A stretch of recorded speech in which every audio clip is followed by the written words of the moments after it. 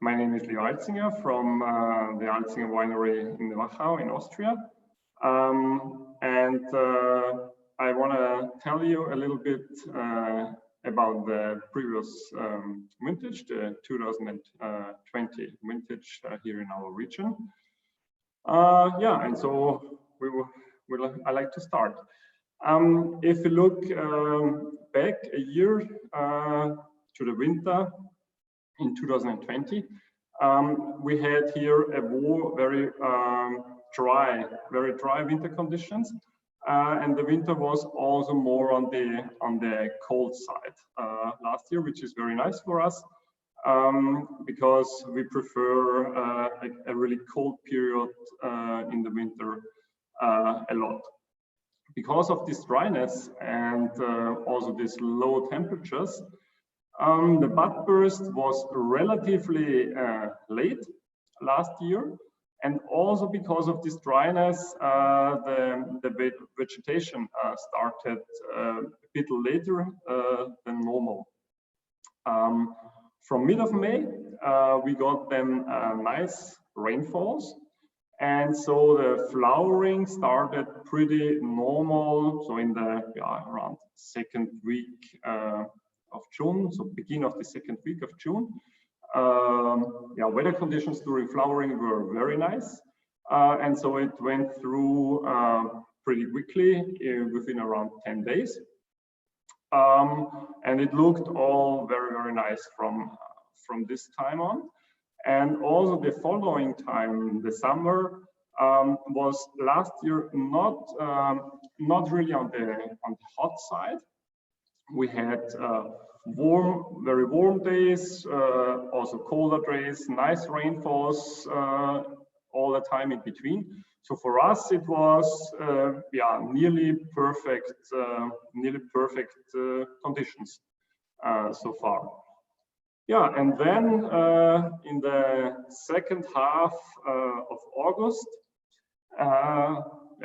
mid of August, we went for our family holiday as every year for a week. This year in Austria, and we came home on the 22nd August at 3 in the afternoon. And then we got a really bad surprise at 4:30 because we had 15 minutes of really heavy hail situation in the Wachau. We were in the lucky situation for us was that it was in the eastern part of the Wachau.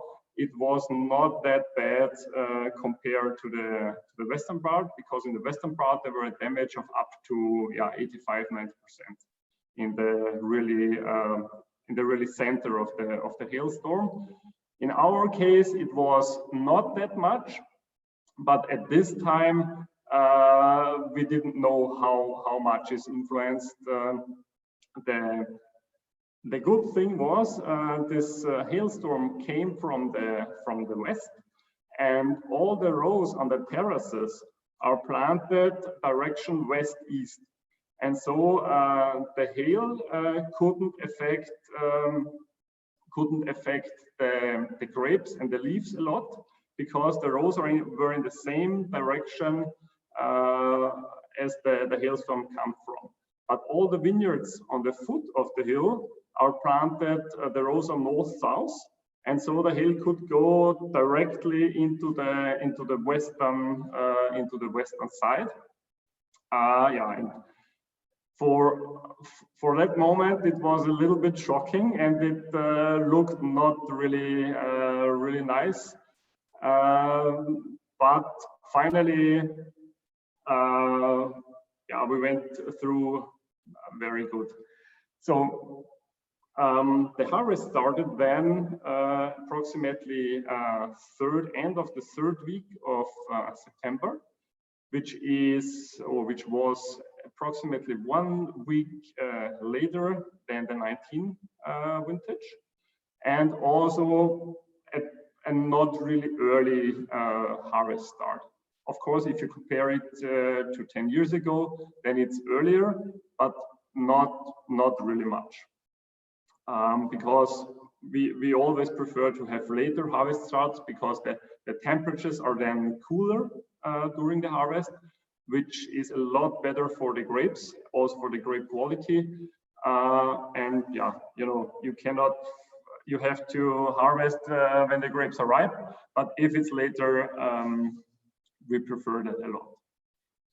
Yeah, and the first 2 weeks of harvest were not really funny for us because we selected out all this hail damaged material at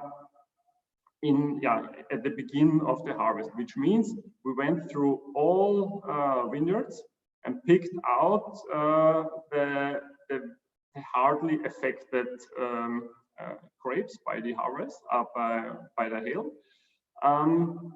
And just to get an impression how much work this is, if you pick Grüne Veltliner under normal conditions, if you have nice healthy grapes, for example, compare how it was in 2019, then you are able to pick between 60 and 70 kilos of Grüne Veltliner per person and hour. And in these first 2 weeks of harvest, of this selection work, we picked around 15 kilos per hour and person. Normally our harvest team is around 12, 13 people. Last year we were all the time between 18 and 20 people to can manage that.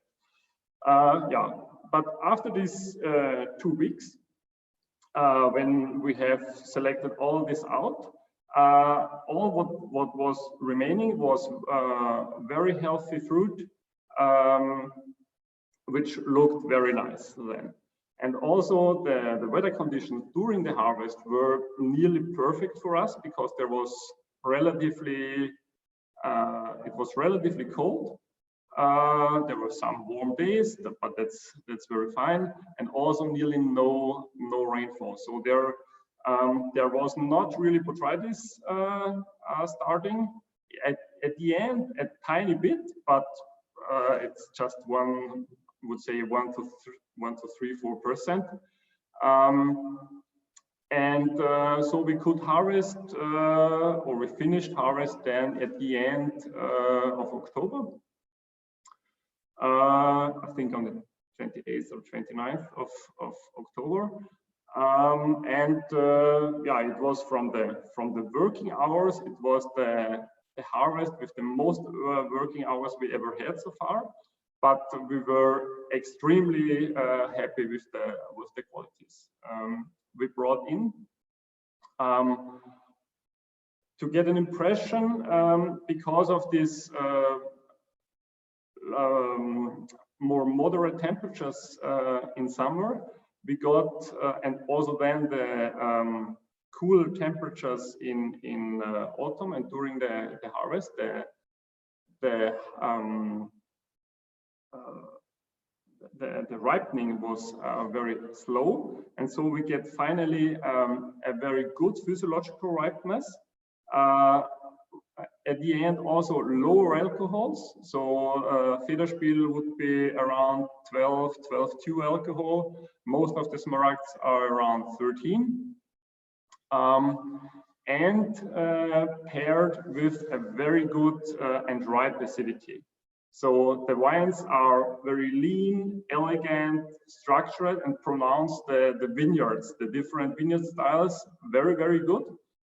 And if you want to compare it perhaps with another vintage, you know, it's a bit early to make this finally, but as we can say, no, it would be a little bit a mixture of 2013 and 2010. So the acidity from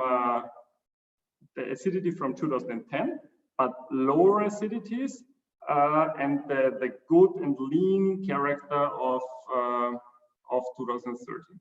So far, you know, it's January now, and it looks all very nice, but it's a bit too early to make a final quality ranking of the vintage. But for our style of wines, which are always more on the elegant, structured side, it was very nice. So we are quite happy. If what you take to compare the last year was if you look from the average, last year we were around 15% above average, and this year we are around a bit depending on the vineyard, between 15 and 20% below average. But for example, there will be no Müllpoint next year, because this was an area which was very hardly affected by the hail, and so we decided to pick that all for the Federspiel, because in the hail affected areas it's not possible to select all out. So you have still some open berries inside. And these are potential places where botrytis can start. And so we decided to better have a nice, very good ripe Federspiel compared to starting or entry-level Smaragd where you have botrytis influence. The lucky thing for us was that most of the single vineyards were nearly not affected. And so it was quite okay, because if you compare, Spitz was I haven't seen such damage ever so far, but because it looked like winter, so you just had the shoots and some grapes but no leaves.